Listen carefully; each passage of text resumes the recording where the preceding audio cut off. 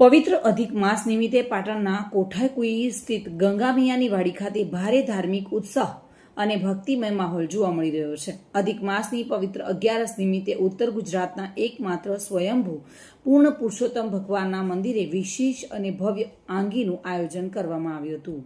આ વિશેષ પ્રસંગે ભગવાન પૂર્ણ પુરુષોત્તમને રૂપિયા 10, 20, 50, 100 અને 200 તથા 500ના મૂલ્યની ચલણી નોટો મળીને કુલ 1,51,000ની દિવ્ય આંગી કરવામાં આવી હતી. ભગવાનના આ મનોહર અને અલૌકિક દર્શનનો લાભ લેવા માટે મોટી સંખ્યામાં શ્રદ્ધાળુઓ ઉમટી પડ્યા હતા.